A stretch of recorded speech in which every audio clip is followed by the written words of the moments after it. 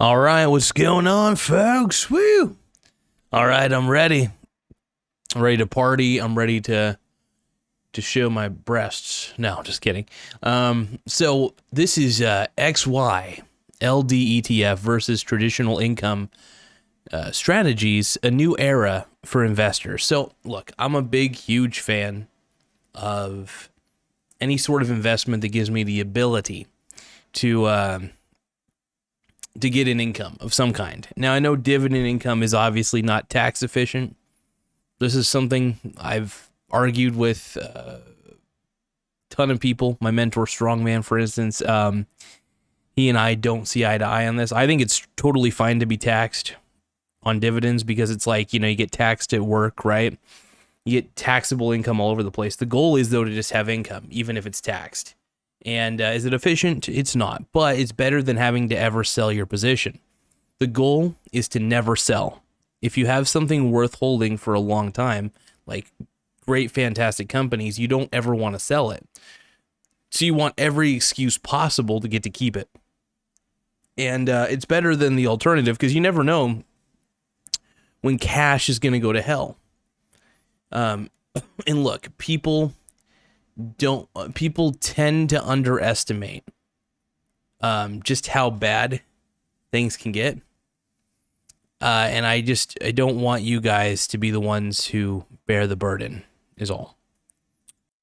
But anyway, sorry, I had a brief technical difficulty. I wanted to experiment with something on here. Anyway, so the whole goal here is, at this point, just to get as much income as you can muster. And I've just never seen any other way to do it. I've been called a little bit crazy for even thinking that, but look, I think that, sure, I love the appreciation of an S&P 500 index, sure. And yeah, I like the fact that dividend growth is there as well over time too. Super cool. That's kind of my main focus, is dividend growth. Now, XYLD, it does lack a significant dividend growth, which is why I don't put all my money into it. People realize I like it because, one, the principal it's not too volatile of principal for the overall ETF because they don't really lose much money.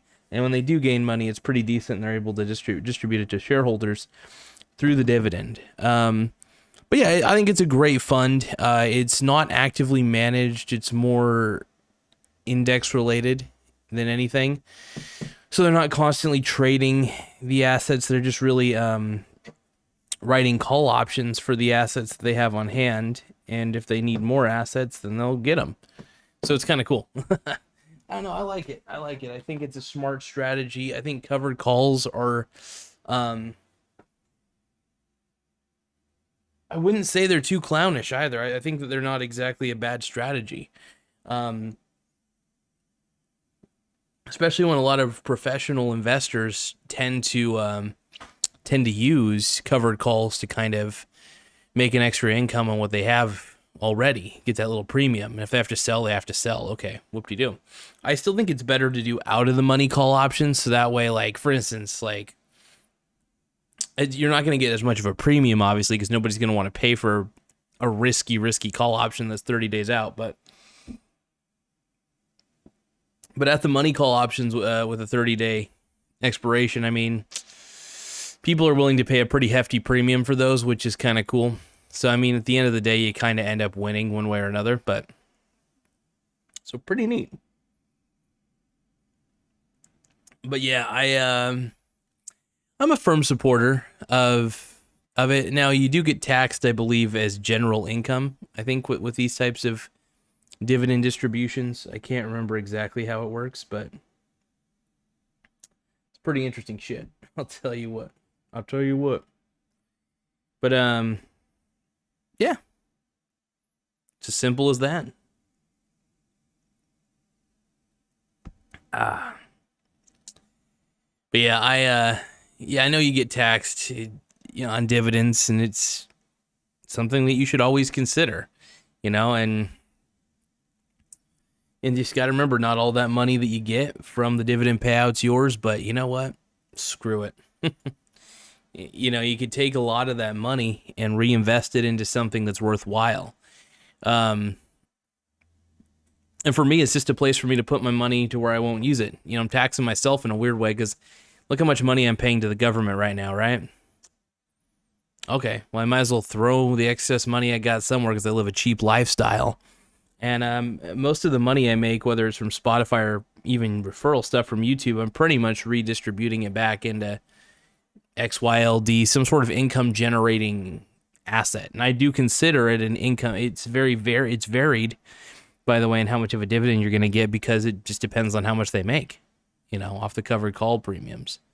So I think it's cool. I love the fact that they have a buy right strategy, I think it's cool. Or is it right buy? I think it's, no, yeah, they buy the shares first, and then it's a right. Then they write the call contracts on those. Cool. I'm trying to remember the order of things. I don't remember how it all goes, but it's really cool. But yeah, ultimately, I'm a huge, crazy fanboy covered call ETFs, not for the sake of principal gain. I'm well aware that you're not going to get any principal gains. In fact, it's highly inefficient for the most part, and people need to consider that as well. But pretty neat. It's pretty neat, and I wish more people would give it a little bit of credit. But I hope you guys had a good time watching this sexy video, and I hope you all have a lovely rest of the day. I'll be making a video here shortly, and roll the outro, Romy.